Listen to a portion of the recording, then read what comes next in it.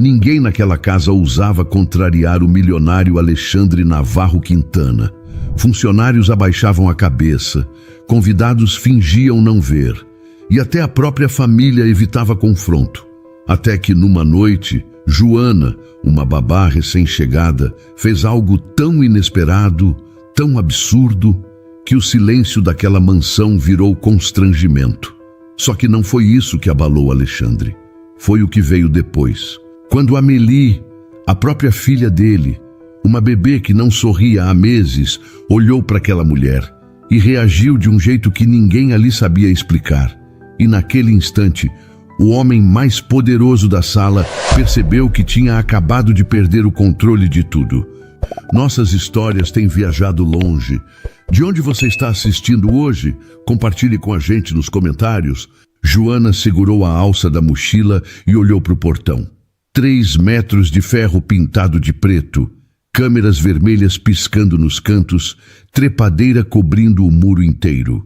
Alto de Pinheiros. O bairro onde até a calçada parecia varrida com régua. Nenhum cachorro latindo, nenhuma criança na rua, nenhum rádio ligado. Só o barulho dos próprios passos dela na pedra portuguesa. Ajeitou o currículo dentro da bolsa. O papel estava dobrado em 4 porque a impressora do centro comunitário cortava a margem e não dava para imprimir de novo. A fila já tinha 15 pessoas quando ela saiu. A bolsa descascava no canto, mas era a única com alça boa. Joana passou o dedo na costura aberta e puxou o ar. 25 anos. Cidade Tiradentes. 2 conduções e um trem para chegar ali. E uma coisa que nenhum patrão ia tirar dela: a coluna reta. Não abaixava a cabeça para rico, para bonito, para poderoso. A avó ensinou isso antes de ensinar a ler. Tocou a campainha. O som ecoou lá dentro, abafado. A porta abriu. O homem que apareceu na entrada era alto, cabelo escuro penteado, camisa social branca com as mangas dobradas até o cotovelo. Bonito, bonito daquele jeito que afasta em vez de convidar. Os olhos dele desceram para os sapatos dela, subiram pela bolsa gasta, demoraram no rosto. Não cumprimentou, não estendeu a mão. Aqui tem regras. Alexandre Navarro Quintana, 29 anos, dono daquela casa, daqueles muros, daquele silêncio. Joana respirou fundo e devolveu sem pestanejar. Ótimo, eu também tenho as minhas. Ele ergueu uma sobrancelha. Ficou 2 segundos medindo ela, os lábios apertados, e virou as costas.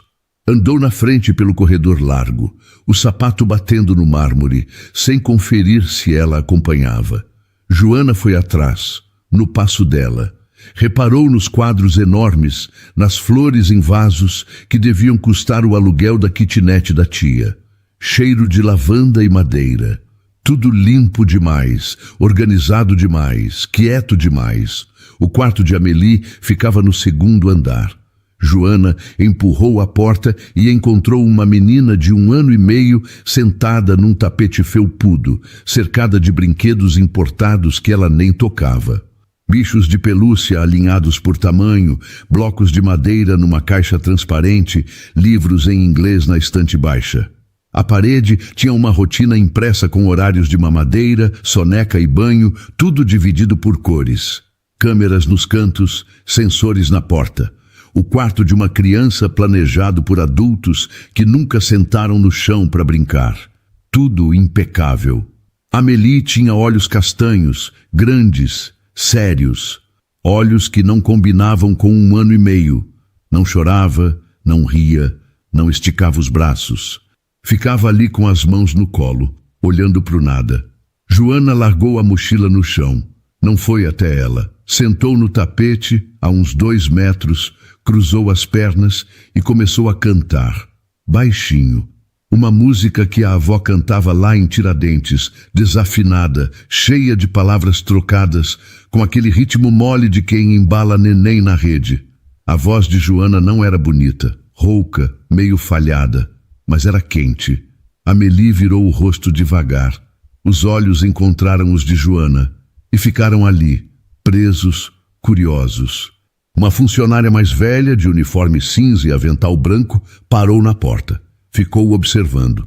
Depois de quase 1 minuto, disse baixo: "Faz meses que ela não olha assim para ninguém." Joana não parou de cantar. Só sorriu. Naquela mesma noite, a mansão encheu. Cassandra e Ramiro, pais de Alexandre, ocuparam as cabeceiras da mesa com 2 casais amigos. Prataria brilhando, taças de cristal, guardanapos de linho dobrados em leque, vinho tinto respirando num decânter.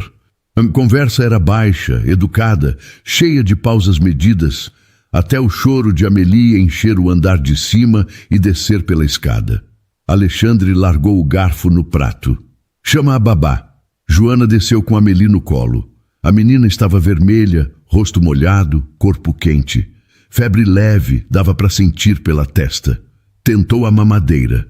Amélie virou o rosto e empurrou com a mão. Alexandre empurrou a cadeira para trás. O barulho arranhou o piso. Caminhou até Joana e parou na frente dela com o queixo erguido. "Faz o teu trabalho direito." Ali, no meio da sala, com os convidados assistindo, com os pais dele na cabeceira, alto, com gosto, olhando nos olhos dela, Joana apertou os lábios. A mamadeira tremia na mão. Tentou de novo. Amélie empurrou com mais força. Alexandre arrancou a mamadeira da mão dela num puxão. Amélie se assustou. O corpinho contraiu, a boca abriu e o choro explodiu. Agudo, fino, desesperado. "Calma", Joana pediu, a voz firme apesar das mãos geladas. Ele virou para ela. "Você vem lá da periferia e quer ensinar alguma coisa aqui dentro?" A frase calou a sala. Os convidados baixaram os olhos. Uma das mulheres levou o guardanapo à boca. Cassandra ergueu a taça de vinho e bebeu um gole longo. Ramiro continuou cortando a carne, garfo e faca raspando no prato. Joana olhou para Amélie, vermelha, tremendo, desesperada no meio de gente que não sabia acalmar nem a si mesma. Arrancou a mamadeira da mão de Alexandre e virou o leite inteiro no terno dele. O líquido branco escorreu pelo tecido escuro, encharcou a gravata, pingou no sapato italiano, respingou no mármore polido. Ninguém se mexeu. Os convidados congelaram com os talheres no ar, bocas entreabertas. Amélie, no colo de Joana, virou o rostinho molhado para o pai encharcado e gargalhou. Alta, gostosa, de barriga, dessas que fazem o corpo inteiro sacudir. A primeira que aquela casa ouviu em meses. O som encheu a sala, subiu pela escada, ecoou pelo corredor. Alexandre ficou plantado ali, leite escorrendo pela gravata. A filha rindo no colo da mulher que ele acabara de humilhar. Joana ajeitou Amélie no quadril e encarou ele de frente. "Quando o senhor quiser conversar com educação, me procura no quarto da sua filha." Virou as costas e subiu a escada sem hesitar. Alexandre não se mexeu. Terno molhado, sapato sujo, orgulho esparramado no mármore junto com o leite. Cassandra fechou os olhos. Ramiro largou os talheres devagar. Os convidados trocaram olhares. Ninguém teve coragem de abrir a boca. Lá em cima, Amélie ainda ria. O som descia pela escada e atravessava a casa inteira. Alexandre apertou os dentes e prometeu que mandava aquela mulher embora na manhã seguinte. Só que amanhã guardava outra coisa. Alexandre desceu as escadas antes das 7 com a demissão montada na cabeça. Cada degrau, um pedaço do discurso. Nenhuma funcionária ia jogar leite nele na frente da família e continuar dormindo debaixo daquele teto. Não parou na cozinha, não tomou café. Subiu direto ao quarto de Amélie. A porta estava entreaberta. A mesma música de ontem, baixinha, rouca, desafinada. Empurrou a porta. Joana estava no tapete com Amélie no colo. A menina segurava uma colher de plástico rosa e batia num potinho vazio de papinha. Toda vez que fazia barulho, Joana arregalava os olhos num espanto exagerado. E Amélie ria. Ria e batia de novo. Uma colher e um pote, nada mais.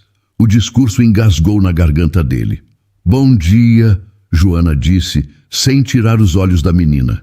Ela tomou a mamadeira inteira hoje. Dormiu a noite toda, acordou às 6:30 querendo brincar. Alexandre ficou 3 segundos ali, com a mão na maçaneta, olhando a filha rir daquele jeito solto. Saiu. Na sala de baixo chamou Dona Hilda. A governanta apareceu, secando as mãos no avental, o rosto já preparado para a má notícia. Arruma outra babá. Dona Hilda demorou.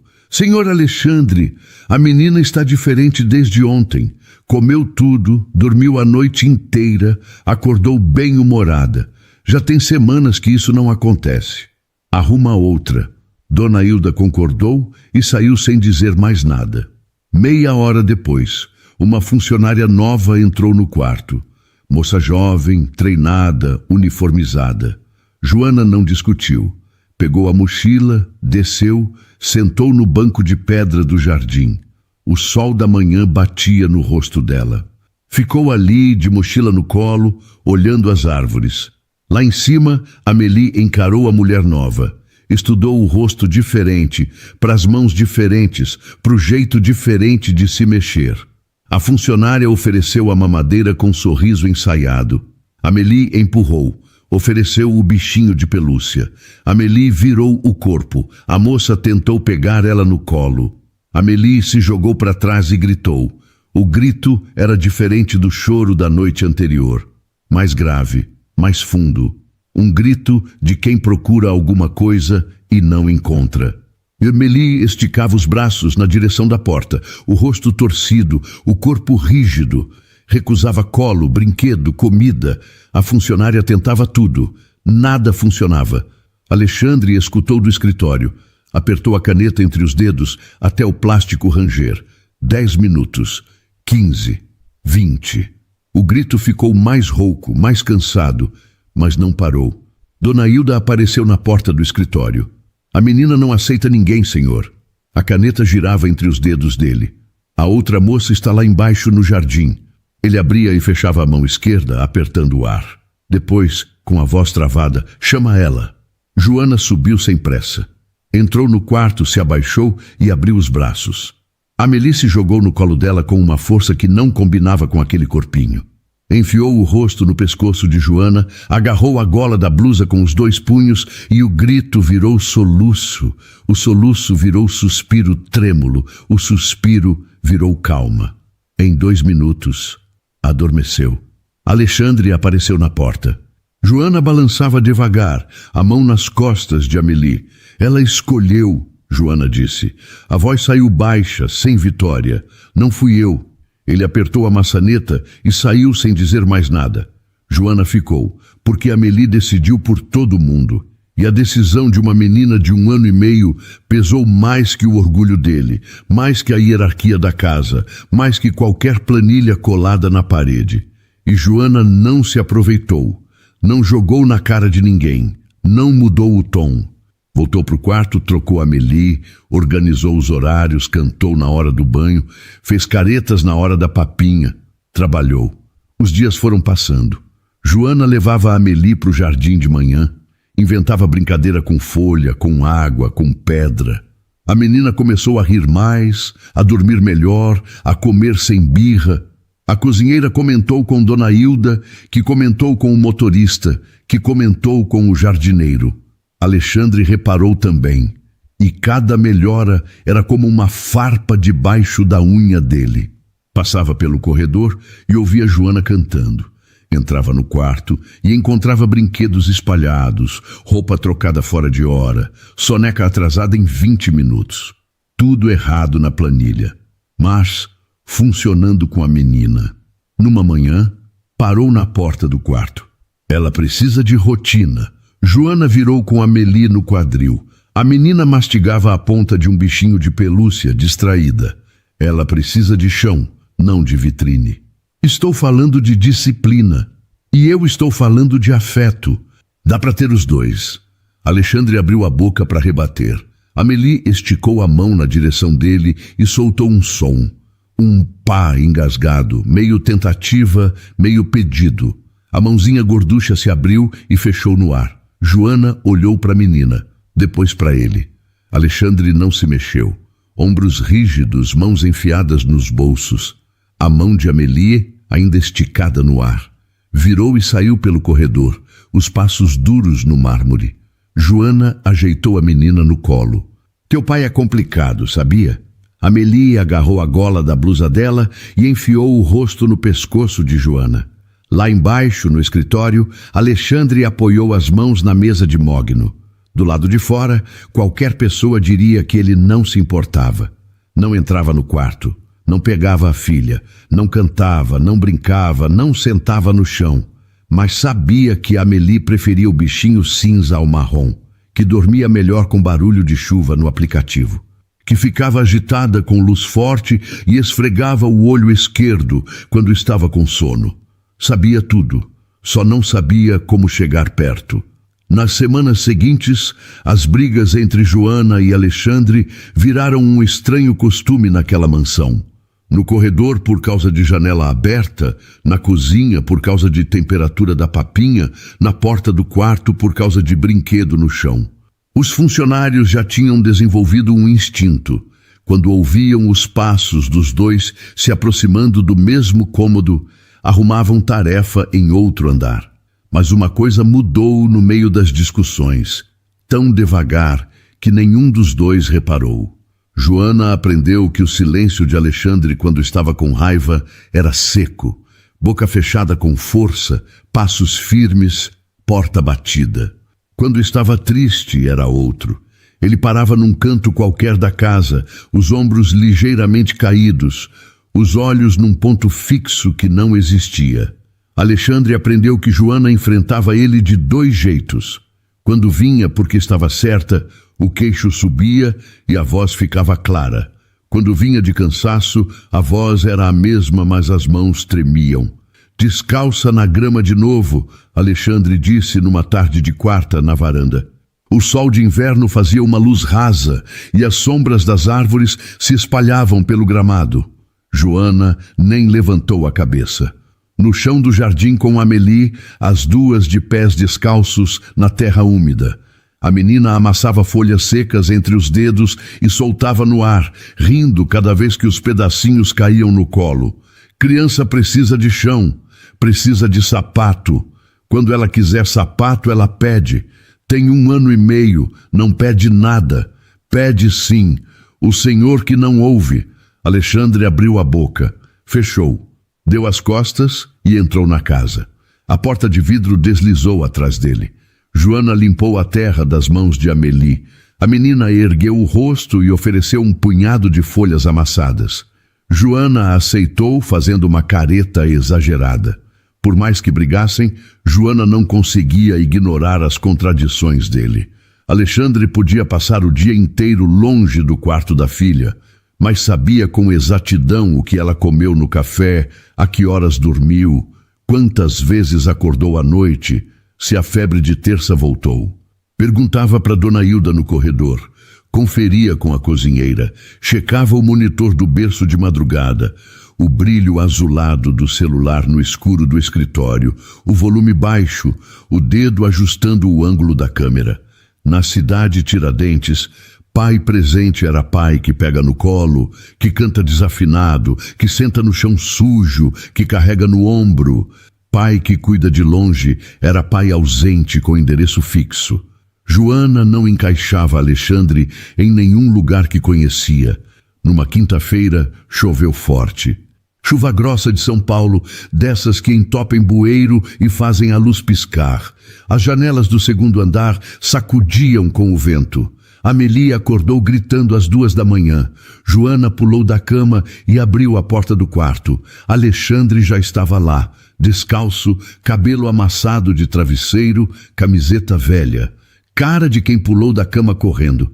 Sem pose, sem nada. Qual a temperatura? As palavras saíram espremidas entre os dentes. Calma, deixa eu ver. 38,5. Febre, nada grave. Joana preparou com pressa, baixou a luz, pegou Amélie no colo. A menina soluçava, corpo tremendo, dedinhos agarrados na blusa. Joana cantou, baixinho, quase murmúrio, balançou o corpo de um lado para o outro devagar, passando a mão nas costas de Amélie, num ritmo que combinava com a canção. Alexandre ficou na parede, não mandou, não criticou, não tentou pegar a menina. Olhava Joana acalmar a filha com uma naturalidade que ele não tinha. Os olhos dele iam de Amélie para Joana e voltavam, e naquele rosto sempre tão controlado, alguma coisa rachava. O médico chegou em 40 minutos. Virose leve, antitérmico, repouso. Foi embora. Amélie adormeceu no colo de Joana. Os dois ficaram no quarto. Joana ajeitava a manta no berço. Alexandre tinha afundado na poltrona, manga da camiseta dobrada de qualquer jeito, olhos vermelhos de sono fixos na filha. Joana. Ela virou devagar, esperando. Ele passou a mão no rosto. Coçou a nuca. Demorou. Você acha que criança pequena percebe quando alguém está tentando, mesmo errando em tudo?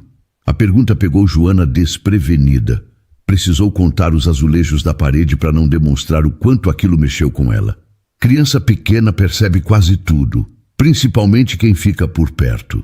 Ele concordou devagar e saiu na ponta dos pés. Joana ficou ouvindo os passos sumirem. A chuva continuava batendo na janela. Amélie dormia, olhos úmidos, mão esquerda fechada em punho, respiração mansa. Mais tarde, ao passar pelo corredor, viu Alexandre junto à janela da entrada. A chuva escorria no vidro e fazia sombras longas no chão. A luz fraca destacava o seu rosto enquanto ele olhava para fora. Pelos ombros caídos e pela respiração pesada, era óbvio que ele carregava uma grande preocupação. Joana quis perguntar o que era. Mordeu a língua e desceu sem perguntar. Deitada no quartinho dos funcionários, virou de lado. Na cabeça, 2 homens se alternavam. O Alexandre do jantar, que humilhava com gosto na frente dos outros, e o Alexandre do quarto da Amélie, que perguntava com voz crua se a filha percebia que ele tentava. Mesmo rosto, 2 pessoas. E essa conta não fechava. A mudança veio no desgaste. Não houve virada bonita. Veio na repetição dos dias, no acúmulo de esbarrões e silêncios dentro daquela casa grande demais. Joana enfrentava a Alexandre quando achava necessário. Ele rebatia com a teimosia de quem cresceu achando que ceder é perder. Mas no meio das brigas apareciam pausas que não existiam antes. Olhares que demoravam 1 segundo a mais. Perguntas desnecessárias. Gestos pequenos que os 2 fingiam não perceber. Ela gosta de banana amassada com aveia. Joana disse numa manhã, mexendo a papinha de Amélie na cozinha. O cheiro de banana madura se espalhava pelo cômodo. Alexandre estava na bancada do outro lado, celular na mão, caneca de café pela metade. Eu sei. Sabe? Pedi para a cozinheira anotar o que ela aceita melhor. Banana com aveia está no topo. Joana parou de mexer. A colher ficou suspensa no ar. Para quem não entra no quarto, o senhor sabe bastante coisa. Ele guardou o celular no bolso e disse baixo. Eu entro no quarto, de madrugada, quando ninguém vê. O rosto dele mudou. Não era raiva. Joana já conhecia a raiva dele. Era a cara de quem teve um curativo arrancado sem aviso. Faz diferença o horário? Joana apoiou a colher na borda do prato. Faz. De dia ela está acordada. Criança precisa ver o pai de olho aberto, não só no escuro. Saiu da cozinha sem esperar resposta. Naquela semana, Úrsula Monforte começou a frequentar a casa. Noiva de Vladimir, irmão mais velho de Alexandre. Magra, cabelo liso repartido no meio, roupas que pareciam costuradas no corpo. Falava baixo, sorriso ensaiado. Se movia com uma economia de gestos que dava a impressão de que cada movimento era calculado. Até o perfume, floral, caro, parecia escolhido para comunicar poder suave. Joana percebeu o olhar de Úrsula na segunda visita. Cruzaram no corredor do 2º andar. Úrsula olhou Joana da cabeça aos pés. Sapato, calça, blusa, cabelo. E virou para o outro lado sem dizer bom dia, sem mudar a expressão, sem acelerar o passo. Joana continuou andando e uma sensação fria desceu pela nuca. Conhecia aquele olhar. Era o olhar de mulher que cataloga e descarta no mesmo gesto. No almoço de domingo, família reunida, Úrsula fez o primeiro movimento. Talvez fosse bom orientar a moça sobre o tom de voz.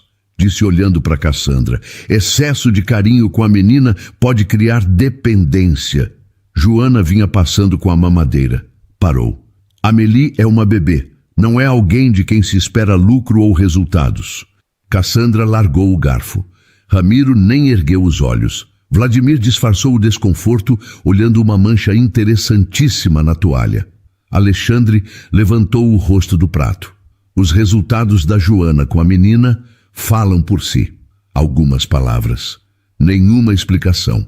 Úrsula deu um sorriso amarelo, não disse mais nada e voltou a comer. No corredor, Joana o encontrou depois. O senhor estava me defendendo ou protegendo a única pessoa que faz a sua filha dormir? Alexandre encostou o ombro na parede. As duas coisas podem existir juntas. Joana revirou os olhos e seguiu andando. Mas a coisa estava mudando. Sem combinado, sem aviso, sem permissão. Ela começou a reparar no que não devia. No jeito que a voz dele suavizava quando Amélie acordava assustada, a mesma voz que cobrava resultados ao telefone ficava mansa, quase irreconhecível. No olhar que escapava quando via Joana no chão do quarto, cabelo preso de qualquer jeito, alheia a tudo. Ele ficava 2 segundos a mais na porta, e Joana sentia no calor da nuca que estava sendo observada.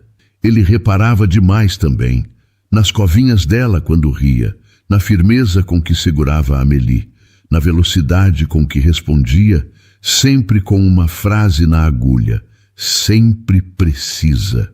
Uma tarde, depois do jantar, Joana ouviu Alexandre no escritório ao telefone. Voz dura, seca, profissional. Desligou e subiu para o quarto de Amélie. A menina estava agitada. Alexandre se abaixou, ajeitou o bichinho no braço dela e ficou fazendo um shh, baixinho, desajeitado, com a mão grande cobrindo as costas inteiras da menina. A voz do telefone e a voz do shh não pareciam pertencer à mesma pessoa. Joana assistiu da porta e desviou o olhar antes que ele a visse. Numa tarde de sol, Amélie tropeçou numa raiz no jardim e quase caiu de cara na grama. Joana fez uma careta tão absurda, olhos arregalados, boca torta, língua para fora, que a menina gargalhou em vez de chorar. Gargalhou tanto que caiu sentada e ficou rindo, batendo as mãos na grama. Alexandre, no terraço lá em cima, com a caneca de café, sorriu, de leve. Joana levantou os olhos e viu. Aquele sorriso, vindo dele, daquele rosto, bagunçou mais coisa dentro dela do que qualquer briga teria feito. Raiva é simples. Raiva tem forma, tem nome. O que vem depois, não. Joana já conhecia Alexandre bem demais para o próprio bem. Sabia os horários dele, as manias, os tiques, que tomava café preto sem açúcar e deixava a caneca no mesmo canto da bancada, que coçava a nuca quando estava nervoso. Sabia quando a irritação era verdadeira e quando era máscara. Sabia quando o silêncio era orgulho e quando era dor. Alexandre sabia coisas dela também, que torcia o nariz antes de dizer algo difícil, que cantava mais alto quando estava ansiosa, que esfregava as mãos na calça quando segurava a emoção forte. Ainda brigavam, mas as brigas mudaram de endereço. Não eram mais sobre mamadeira, eram sobre mundo. Você acha que essa casa funciona? Joana perguntou uma noite, dobrando roupinha de Amélie na cômoda. A menina dormia no berço, o bichinho cinza apertado contra o peito. Alexandre estava no batente da porta, gravata frouxa. Funciona. Para quem? Para sua filha, não. Ela tem tudo, tudo que dinheiro compra. Não é a mesma coisa. Ele ficou calado. Joana continuou dobrando, passando a mão no tecido para alisar os vincos. A família ao redor não ajudava. Cassandra tratava o filho com eficiência de quem cobra relatório. Ramiro falava com ele no tom de quem avalia funcionário que decepcionou. Vladimir ocupava o posto de filho favorito, sem precisar fazer nada. Bastava ter nascido primeiro. Bastava acenar na hora certa. Alexandre mandava em tudo naquela casa e não pertencia a lugar nenhum. Joana via tudo. Via a postura dele enrijecer quando Cassandra comparava os dois filhos na mesa do jantar. Vladimir sempre teve facilidade com gente, ela dizia. Alexandre bebia um gole de vinho e não respondia. Mas o corpo respondia. Ombros tensos, mão apertando o pé da taça. Amélie seguia juntando os dois sem saber. Já esticava os braços para Alexandre com mais frequência. Ele ficava desajeitado quando a pegava. Braço meio duro, mão sem jeito nas costas. Mas ficava. Errava a posição da fralda, esquecia a muda extra, demorava para distinguir choro de fome e choro de sono. Joana assistia de longe, deixava ele errar. Ninguém aprendeu a ser pai lendo instrução na parede. Numa tarde, voltando da lavanderia, viu Alexandre na porta do quarto olhando Amélie dormir. Não se mexia, não se mexeu por uns 5 minutos. Respiração controlada, olhos fixos no rosto da menina. Depois, saiu na ponta dos pés. Joana viu do fim do corredor e encostou a mão na parede, precisando de apoio. Homem que fica 5 minutos olhando filha dormir não é homem que não se importa. É homem com medo de estragar a única coisa boa que tem. Na mesma semana, Úrsula chamou Joana para o salão lateral. Paredes cor de creme, sofá de veludo, jogo de chá de porcelana que devia custar 3 meses de salário. A sala cheirava a jasmim e couro velho. Uma sala que Joana quase nunca pisava, e Úrsula sabia disso. Convidar ali era marcar território. Úrsula fechou a porta, cruzou as pernas, serviu chá com movimentos precisos. A xícara fez um barulhinho no pires quando ela ofereceu. Joana aceitou a xícara e segurou com as 2 mãos, sentindo o calor da porcelana. Joana, posso ser sincera? Pode. Cuidado para não confundir espaço profissional com espaço emocional. Acontece muito com funcionárias em casas assim. A família é gentil, a criança se apega e a moça começa a achar que faz parte de algo que não é dela. Joana colocou a xícara na mesa sem beber. O chá esfriou na xícara, intacto. A senhora está me dizendo para lembrar do meu lugar? Estou dizendo para ter consciência dele. Meu lugar é do lado da Amélie. Ninguém mais nessa casa quis esse lugar. Úrsula perdeu o jeito e quase parou de sorrir. Dava para ver que ela estava nervosa pelo jeito que apertava a xícara. E a senhora, Joana continuou, está entrando nessa família por amor ou pelo sobrenome? Úrsula parou de beber o chá na mesma hora. Ela olhou fixamente para Joana, não de raiva. Parecia estar planejando algo. Ela anotou mentalmente aquela ofensa para se vingar. Depois, tome cuidado, Joana. A senhora também. Joana levantou e saiu. Na escada as pernas pesaram. Cada degrau custava. Não pelo medo da Úrsula, pelo cansaço de ter que provar todo santo dia que merecia respirar naquela casa. No jantar, Cassandra tocou no assunto. Joana ia passando com a mamadeira no momento em que Cassandra falou, chamando essa atenção de todos na mesa. Empregada não se coloca no mesmo nível de gente da família, disse em voz alta, olhando para o prato. Como se Joana fosse algo que se comenta, não alguém com quem se fala. O rosto de Joana queimou. Apertou a mamadeira e continuou andando. Alexandre falou antes que ela saísse. Dignidade não depende de classe social, mãe. E se tem alguém nesta casa que sempre respeitou o seu espaço e nunca causou problemas, é a Joana. Cassandra encarou o filho com um olhar de desaprovação. Ramiro bateu com a palma da mão na mesa. O cristal das taças tremeu. Vladimir olhou para o próprio prato. Úrsula apenas observou, guardando cada palavra. Joana subiu a escada segurando no corrimão com as 2 mãos. Colocou a Amélie no berço e se largou na poltrona. Ele a defendeu, na frente da mãe, com todas as consequências. Um homem arrogante que sabe ser protetor é mais perigoso do que um homem que é claramente mau. Do homem ruim, você apenas foge, mas o outro não sai da sua cabeça e te deixa angustiada quando você está sozinha. Joana entendeu o tamanho real do problema numa madrugada de quarta-feira. Amélie tinha dormido tarde, cólica, choro que não passava. Joana ficou com ela até quase meia-noite. Quando a menina finalmente apagou, desceu para a cozinha para buscar água. A garganta estava seca de tanto cantar. Ela descia a escada descalça, chinelo na mão para não fazer barulho. Empurrou a porta da cozinha e encontrou Alexandre. Estava na bancada de mármore, descalço, segurando uma caneca de café que pelo cheiro já tinha esfriado fazia tempo. Camiseta velha, cabelo caindo na testa, olheiras fundas. Os dois se olharam. Alexandre ergueu a caneca num gesto mínimo, meio cumprimento, meio rendição. O que você está fazendo acordada? A mesma coisa que o senhor. O canto da boca dele subiu e desceu rápido, quase triste. Joana pegou um copo, encheu de água e ficou ali, na bancada do outro lado. 2 metros entre eles, a ilha de mármore no meio, a luz amarela do corredor entrando pela porta. Falaram de Amélie, da cólica, da febre de 2 dias antes, da mania de Cassandra ligar para o pediatra a cada espirro, do barulho do gerador, do jardineiro que podou a árvore errada.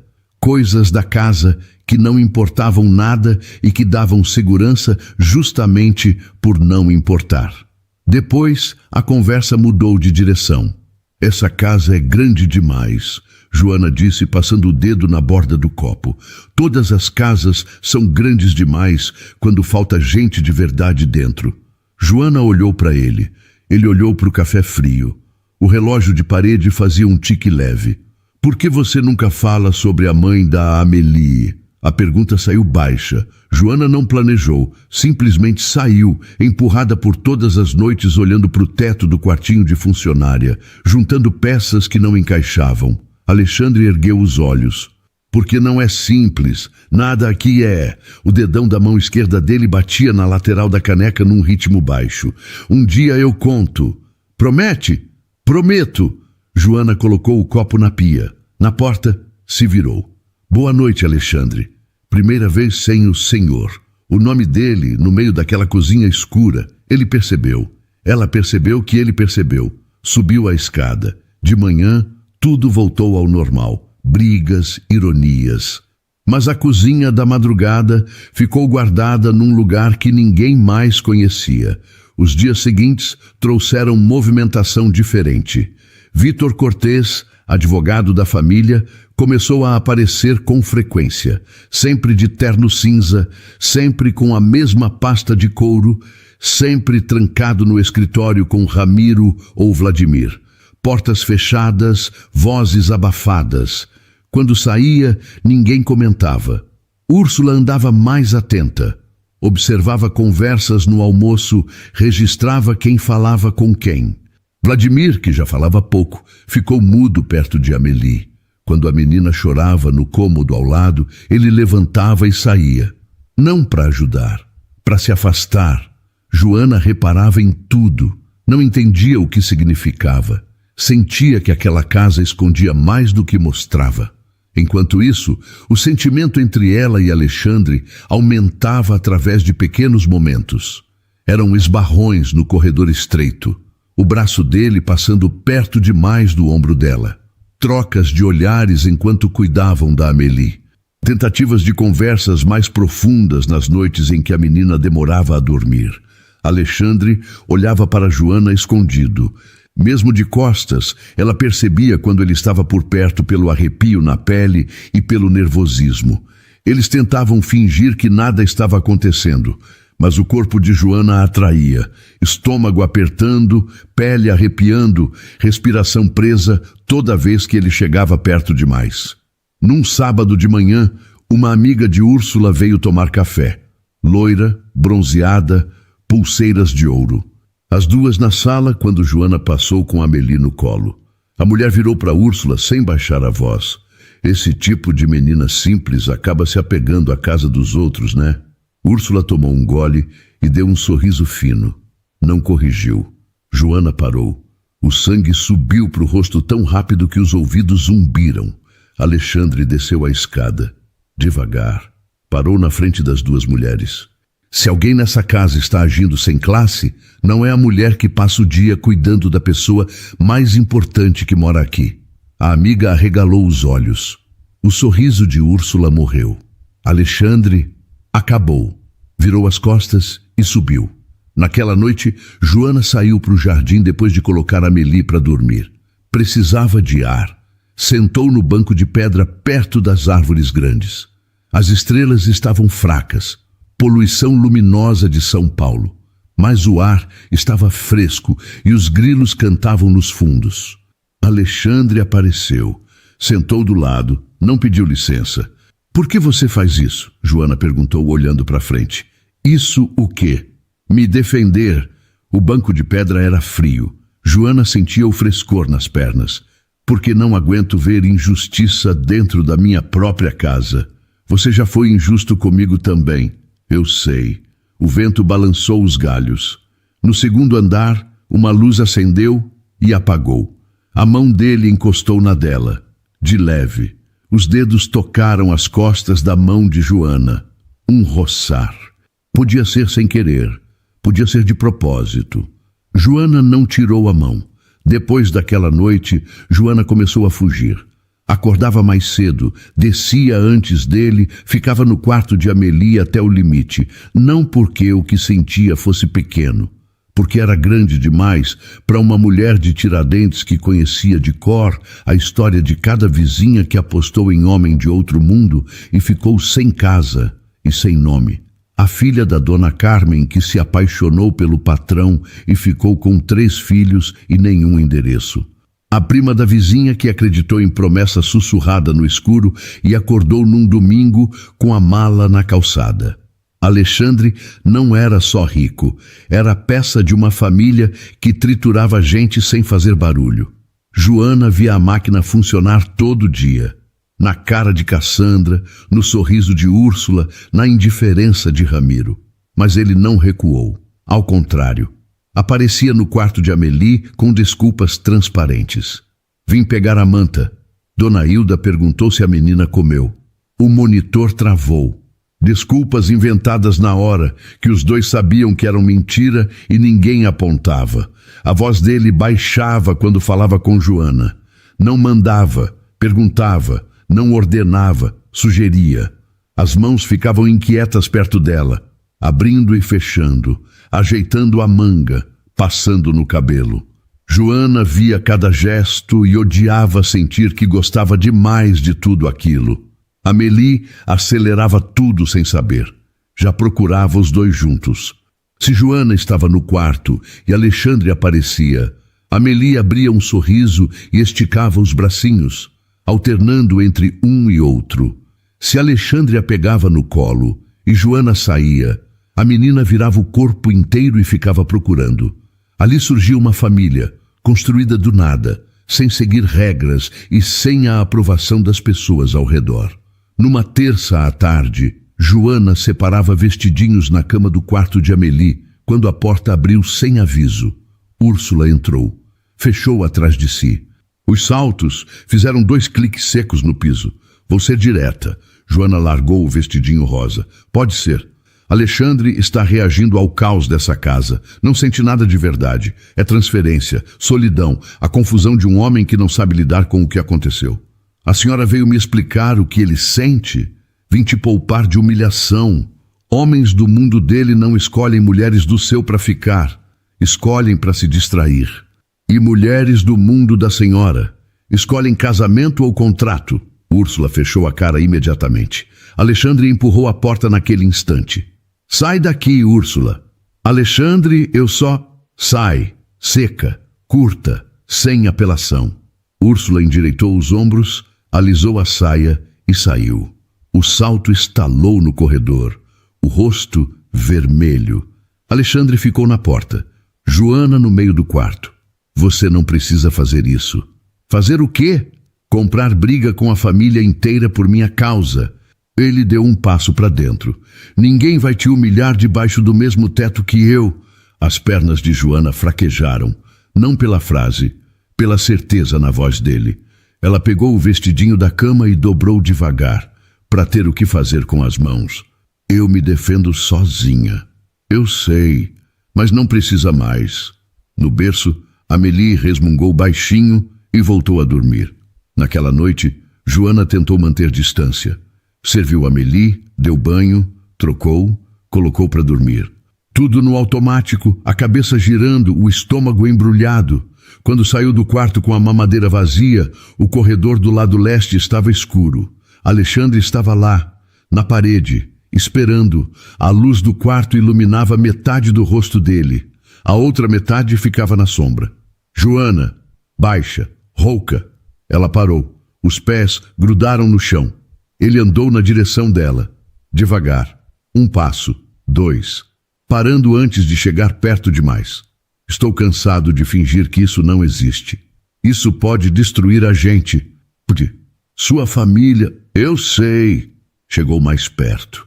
Joana sentiu o calor que vinha do corpo dele, o cheiro de colônia misturado com café, a respiração alterada.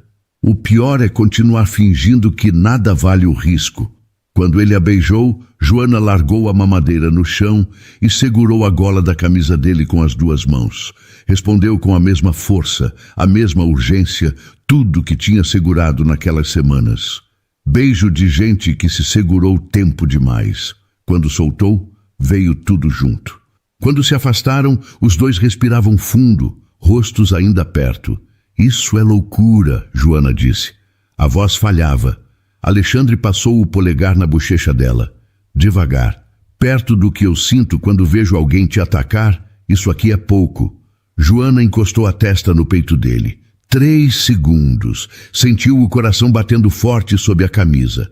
Se afastou, ajeitou o cabelo atrás da orelha e desceu. A mamadeira ficou no chão do corredor. Alexandre ficou ali no escuro. A escolha entre a família e Joana já estava feita antes da pergunta. Depois do beijo, Joana tentou recuar. Acordava antes do sol, descia pela escada de serviço, prendia a respiração quando ouvia os passos dele no corredor. Não por medo dele, por medo de si mesma. Sabia que naquele jogo ela era a peça mais fácil de descartar. Tinha visto acontecer com a mãe de uma colega de escola, mulher que limpou casa de rico por 12 anos, acreditou que a família gostava dela e num dia de dezembro descobriu que gostar e considerar são coisas diferentes. O cheque da rescisão chegou pelo motorista. A patroa nem desceu para se despedir. Amélie estava diferente, mais solta, mais barulhenta. Já chamava Joana de Ana, e toda vez que a palavrinha torta saía daquela boca, Joana sorria sem controlar. A menina procurava Alexandre com mais frequência, puxava a barra da calça dele, encostava a cabeça no joelho quando ele sentava. Os 3 funcionavam juntos, e isso deixava a casa inteira incomodada. Vítor Cortês sugeriu que a rotina de Amélie precisava de restrições mais claras para funcionários. Horários de acesso, protocolos de troca de turno. Cassandra apoiou. Úrsula soltou num café da manhã que Joana tinha influência excessiva sobre a criança e sobre Alexandre. Vladimir ficou calado, os olhos se movendo de um lado para o outro da mesa. Quanto mais a família tentava humilhar ou afastar a Joana, mais Alexandre aparecia para defendê-la. Numa tarde, enquanto Alexandre estava fora, Cassandra chamou Joana à sala principal. Sofá de veludo escuro, lareira apagada, quadros de moldura dourada, cheiro de flor cara. A sala onde Joana nunca sentava, a não ser para limpar. Entrar ali já era mensagem. Senta, Joana. Joana sentou na beira do sofá. Costas retas, mãos no colo. O tecido do veludo era macio debaixo das pernas, macio e estranho, porque não era lugar dela e os 2 sabiam. Cassandra ficou de pé, cabelo impecável, colar de pérolas, blusa de seda. Olhava para Joana de cima, o queixo erguido, os braços cruzados na frente do corpo. Vou ser breve. Você é paga para cuidar da menina, não para ocupar espaços que não te pertencem. Eu cuido da Amélie com o coração, dona Cassandra. Criança reconhece cuidado de verdade. Cassandra falou mais baixo e encarou Joana com maldade. Você está usando a bebê para ficar perto do meu filho. Joana apertou as mãos com tanta força que as unhas marcaram a pele. Aquela acusação doía mais do que um xingamento, porque transformava o carinho dela pela bebê em puro interesse. Ela se levantou com dificuldade, sentindo o corpo pesado, mas encarou a situação de pé. Eu jamais usaria uma criança para nada, jamais. Então haja como funcionária. A porta se abriu e Alexandre entrou com a chave do carro na mão, blazer jogado no braço. Ao olhar para a mãe e para a Joana, sua cara fechou na hora. O que está acontecendo? Conversa com a moça, Cassandra disse. Eu ouvi daqui, mãe. Alexandre largou a chave na mesa. Não admito que a Joana seja tratada desse jeito. Você está se perdendo, Alexandre. Estou me achando. Talvez seja isso que incomode. Ramiro apareceu na porta. Vladimir atrás. O que está acontecendo? Ramiro perguntou.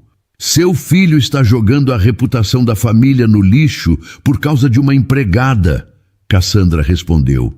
E o jeito que ela falou a palavra empregada foi com tanto desprezo que pareceu um insulto. Alexandre virou para o pai e disse de um jeito bem duro: essa mulher cuida da sua neta melhor do que qualquer pessoa dessa casa fez até hoje. Se isso é jogar reputação no lixo, então essa reputação não vale muita coisa. Todos ficaram quietos. Joana saiu. Subiu, catando força de onde não tinha, pegou Amélie e sentou na poltrona. Abraçou a menina contra o peito, a bochecha no cabelo fino de Amélie. Mais tarde, quando a menina adormeceu, Alexandre apareceu na porta. Gravata frouxa, cabelo bagunçado de tanto passar a mão. Para de comprar briga por minha causa. A voz de Joana saiu embargada. Ele entrou e pegou a mão dela. Os dedos envolveram os dela com cuidado. Não estou comprando briga. Estou parando de permitir coisas que nunca deviam ter acontecido. Você sabe o que está arriscando? Sei. E sei cada vez melhor o que vale a pena. A lágrima desceu antes que Joana pudesse segurar. Tentou levantar. Ele segurou a mão com mais firmeza. Não com força, com direção. E quando a beijou, devagar, testa na dela primeiro, mão segurando o rosto dela com uma delicadeza que desmentiu cada dia de arrogância, Joana soube que não tinha mais caminho de volta. Úrsula decidiu atacar no ponto mais cruel, a permanência de Joana junto de Amélie. Até ali, as investidas vinham embrulhadas em educação. Agora era guerra aberta. Para uma mulher que construiu cada degrau da vida em cima de cálculo e aparência, assistir Alexandre se aliar publicamente a Babá era pior que perder. Era ser irrelevante. E Úrsula sabia que não brigava contra rival comum. Brigava contra uma mulher que Alexandre escolhia todo dia, de novo, na frente de todo mundo. O estouro veio num jantar. Ramiro receberia 2 investidores estrangeiros, mesa impecável, família sorridente, a casa funcionando como vitrine. Joana ficou com Amélie no andar de cima. Mesmo assim, Úrsula arrastou o nome dela para a mesa. Tem funcionário que esquece o próprio lugar quando a família abre demais a mão, disse entre uma garfada e outra, olhando de canto para o corredor. Voz macia, veneno embaixo. Joana, justamente naquele momento, passou pela porta da cozinha com a mamadeira. Parou. Sentiu os olhos de toda a mesa se voltando para ela. Os investidores curiosos, Ramiro tenso, Cassandra imóvel. Generosidade de verdade não humilha quem trabalha. A sala congelou.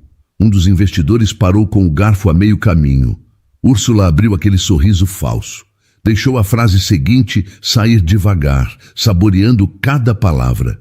Mulheres espertas de origem simples sabem direitinho como se aproximar de homens fragilizados. Joana sentiu o rosto em brasa. Não era provocação, era golpe público, planejado, com testemunhas. Úrsula queria que os investidores ouvissem, queria a frase colada na imagem de Joana para sempre. E o pior, Queria que Joana perdesse a compostura ali, na frente de todo mundo, para confirmar o retrato de mulher descontrolada que ela vinha pintando havia semanas. Alexandre se levantou. A cadeira arrastou no piso. Todos os olhos viraram para ele. Não gritou. Falou devagar, cada palavra pesada. Joana é mais digna que todos vocês juntos. Quem realmente vive calculando como subir na vida são vocês, não ela, que cuida da Amélie com dedicação e sem segundas intenções. Vladimir ia começar a falar, mas Alexandre o calou com apenas um olhar firme. Foi o suficiente. Isso é um escândalo, Cassandra disse, voz trêmula. Escândalo é a facilidade com que essa família esmaga qualquer pessoa que não carrega o sobrenome certo. Os investidores trocaram olhares rápidos. Ramiro ficou vermelho do pescoço à testa. Depois que as visitas saíram, constrangidas, rápidas, o confronto explodiu. Ramiro chamou Alexandre de ingrato. Cassandra disse que ele destruía gerações de construção. Vladimir ficou num canto, rosto frio. Úrsula não escondia mais a raiva, lábios tremendo, mãos apertando o encosto da cadeira. Alexandre ouviu tudo de pé. Não interrompeu, não rebateu. Deixou cada um falar. Quando terminaram, disse apenas uma palavra. Acabou. E subiu. Joana estava no quarto, sentada no chão ao lado do berço. A menina dormia. Alexandre entrou e encostou a porta. Você não devia ter feito aquilo. Não consigo mais assistir enquanto fazem isso contigo.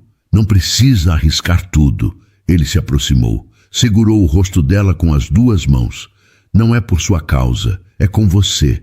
É junto de você. Nunca soube tão claro de que lado quero ficar. Joana fechou os olhos. As lágrimas desceram. Sua família, a empresa, o nome. Nenhuma dessas coisas vale mais do que ver você inteira. Ela apoiou a cabeça no peito dele e chorou. Naquela noite, passando pelo corredor, Joana ouviu vozes abafadas no escritório. Alexandre, Vladimir e Vítor Cortês.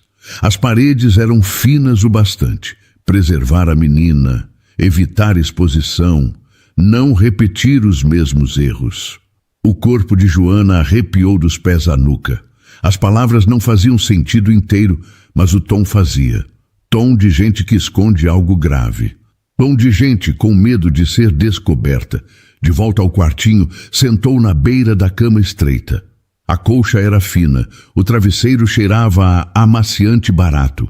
Do outro lado da parede, a casa dos Quintana seguia funcionando, perfeita por fora, podre por dentro. Joana olhou para o teto e tomou a decisão mais difícil: ir embora. Não por falta de amor, pelo excesso. Porque a presença dela estava rachando tudo ao redor de Alexandre, e se ficasse, ele ia perder mais que dinheiro ou nome, ia perder a chance de consertar qualquer coisa com a família. Quando contou, esperava que ele aceitasse, que concordasse que era o melhor, que fizesse aquela cara de homem racional que ela já conhecia. Ele olhou nos olhos dela e disse: se você sair tentando me salvar, vai estar me devolvendo para o mesmo vazio de onde me tirou. O ar travou na garganta de Joana. Posso perder a casa, o sobrenome, o dinheiro, o lugar nessa família. Não aceito perder você em silêncio. Joana chorou de novo, não de fraqueza, mas porque amor daquele tamanho muda a coragem de quem recebe. No fim das contas, a verdade escondida naquela casa não foi descoberta por investigação. Ela apareceu porque alguém decidiu usar esse segredo para atacar outra pessoa. A tensão com Alexandre crescia semana a semana. Quando o advogado da família Vítor Cortês sugeriu afastar Joana e transferir Amélie para outra residência da família, sob supervisão adequada, Vladimir aceitou sem hesitar. A justificativa era proteger a criança. A verdade era outra. Sem Joana e sem Alexandre por perto, ficava mais fácil manter enterrado o que estava enterrado. Joana ouviu pedaços da conversa no corredor. Não entendeu tudo. Entendeu o essencial. Estavam decidindo o destino de Amélie atrás de porta fechada. No escritório, a temperatura subiu rápido. Alexandre de pé, de frente para o irmão. a mesa de mogno entre os dois. Ninguém vai tirar a Amélie de perto de mim. Você está deixando tudo sair do controle, Vladimir respondeu. E você está tentando resolver um problema que nunca assumiu que existe. Vitor levantou a mão, pedindo calma. Ramiro, sentado na poltrona, esfregava a testa. Cassandra encostada na porta. Vladimir perdeu a compostura. A máscara caiu. Você está colocando tudo a perder por apego a uma situação que nem te pertence da forma que você finge, Alexandre. A frase chocou todo mundo que estava na sala. Joana, no corredor, encostou na parede. As pernas cederam. Alexandre encarou o irmão com uma calma que assustava. Repete. Você ouviu. Repete. Quero que todo mundo nessa sala ouça direito. Cassandra tentou. Parem vocês dois. Não, mãe. Chega de segredo. Chega de mentira. E a verdade rompeu. Veio em pedaços, no meio dos gritos de Vladimir tentando se justificar, de Vitor tentando conter estragos, de Cassandra repetindo chega, chega, chega, com a voz tremendo. Joana juntou os pedaços da gritaria no corredor e a história a deixou em choque. A mãe de Amélie se chamava Maria das Graças, funcionária da empresa. Mulher simples, trabalhadora, invisível naquele mundo. Chegava cedo, saía tarde, não reclamava. Quando engravidou, ninguém a protegeu. Quando não sobreviveu ao parto, ninguém chorou em público. Quando nenhuma família apareceu para reclamar a criança, tudo foi resolvido nos bastidores. Rápido, limpo. Uma vida inteira apagada com a mesma frieza com que se fecha um balanço contábil. O nome dela não aparecia em nenhum documento da casa. Joana nunca tinha ouvido ninguém pronunciá-lo ali dentro. E Alexandre, o filho mais novo, o que nunca era a primeira escolha para nada, o que ficava de fora das decisões, foi obrigado a assumir a paternidade para proteger a imagem do herdeiro perfeito. Engoliu a mentira, assinou os papéis, carregou o peso. Sozinho. O pai biológico de Amélie era Vladimir. Joana encostou a cabeça na parede e apertou os olhos.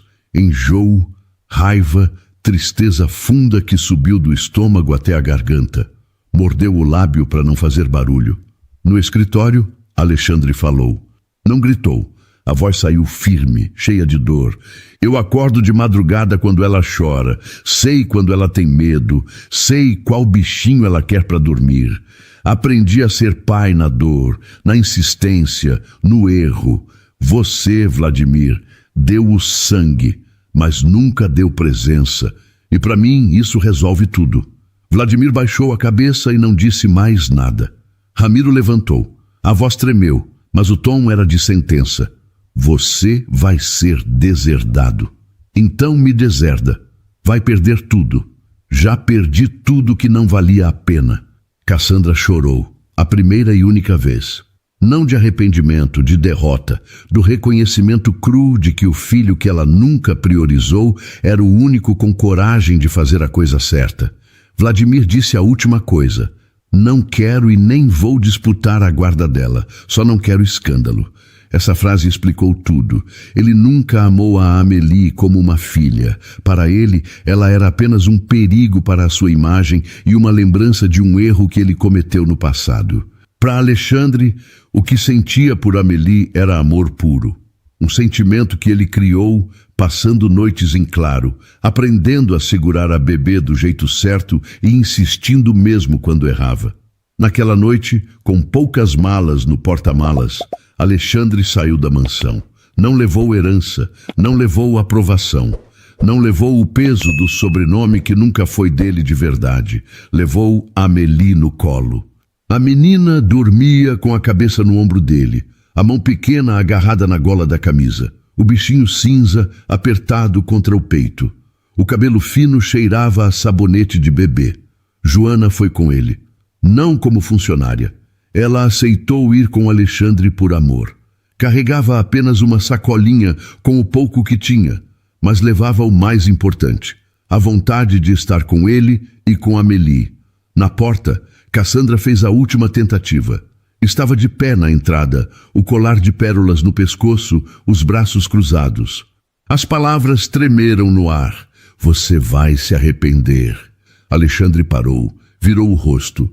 Amélie se mexeu no colo dele e apertou a gola da camisa. Mãe, eu passei anos tentando ser escolhido pela família errada. Não vou recuar agora que escolhi a certa. Joana abriu a porta do carro. Alexandre colocou Amélie na cadeirinha, ajeitou a fivela, conferiu a manta, encostou o bichinho no braço da menina. As mãos dele tremiam. Joana pegou uma e apertou. A pele dele estava gelada. Vai ficar tudo bem. Ele encontrou os olhos dela, vermelhos, cansados, mas limpos. Eu sei. Agora eu sei. O carro saiu pelo portão. As luzes da casa ficaram para trás. Primeiro grandes, depois pequenas, depois nada.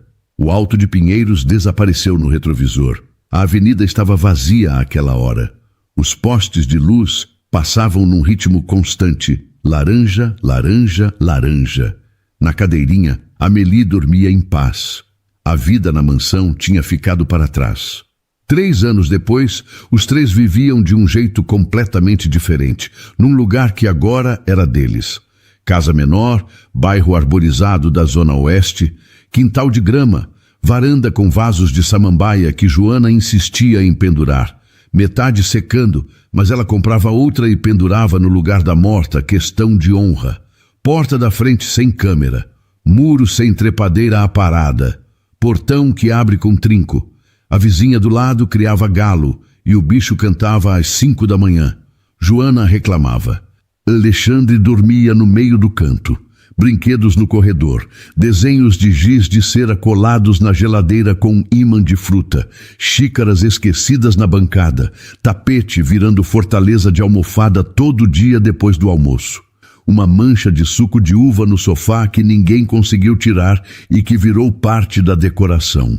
Longe do nome da família, Alexandre reconstruiu sua carreira. Ele trabalhava com o que gostava e vivia com tranquilidade, no escritório de casa, com a porta sempre aberta para o quintal. Levava a Amélie para a escola de manhã, às vezes atrasado, às vezes com a mochila esquecida e tendo que voltar, e no fim da tarde sentava na varanda com Joana. Você deixou a torneira pingando de novo, Joana disse num domingo, trazendo 2 copos de suco de caju. Arrumei ontem. Arrumou mal. Chamou o encanador? Pra quê? Eu mesma arrumo. Só estou avisando que o senhor engenheiro não sabe apertar uma torneira. Ele pegou o copo e bebeu. Uma gota de suco escorreu pro queixo. Joana passou o polegar e limpou, distraída, natural. O gesto de quem já fez isso 1000 vezes sem pensar. Na mansão tinha 6 pessoas para cuidar de uma torneira. E agora tem eu, que sou melhor que as 6 juntas. Ele riu. Riso de verdade. Riso de domingo.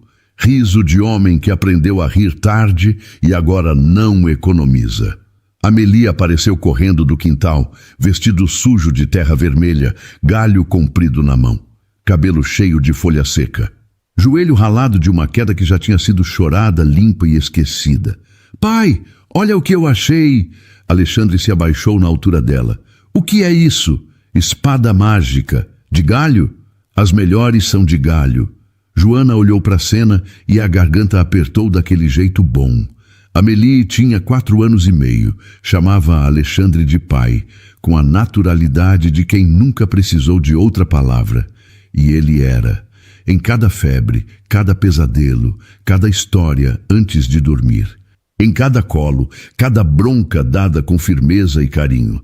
Em cada manhã de escola em que penteava o cabelo dela errado e ela saía rindo. A verdade biológica continuava ali. Um dia, quando crescesse, Amélie saberia de tudo. Joana fez Alexandre prometer, sem mentira, sem surpresa. Contariam juntos na hora certa, porque os 2 conheciam de perto o estrago que segredo faz dentro de uma família. Pai, faz o monstro. Que monstro? O monstro bobo que perde de mim. Alexandre levantou, fez a cara mais horrorosa que conseguiu e saiu correndo atrás dela pelo quintal. Amélie gritava e gargalhava, desviando dos vasos, tropeçando na grama, galho erguido no ar. Joana ficou na varanda com o copo na mão, assistindo o homem que conheceu encharcado de leite no jantar mais tenso da vida dele, agora ajoelhado na grama, fingindo perder para o galho mágico de uma menina de 4 anos. Quando voltou, ofegante, grama no joelho, folha no cabelo, Joana estava de pé esperando. Ele passou o braço pela cintura dela e encostou a testa na dela. Faria tudo de novo, disse baixo. Tudo. Cada perda, cada briga, cada porta fechada. Joana tirou a folha do cabelo dele. Até a mamadeira no terno? Principalmente a mamadeira no terno. Ela riu, olhos brilhando no sol. Aquele foi o primeiro milagre daquela casa. O leite no terno? Não. Alguém te enfrentar. E você, em vez de destruir, encontrar ali o caminho para amar de verdade. Ele engoliu seco e segurou a mão dela. Amélie voltou correndo e abraçou as pernas dos dois. Galho espetando a canela de Alexandre, vestido sujo lambuzando a calça de Joana. Família, abraço!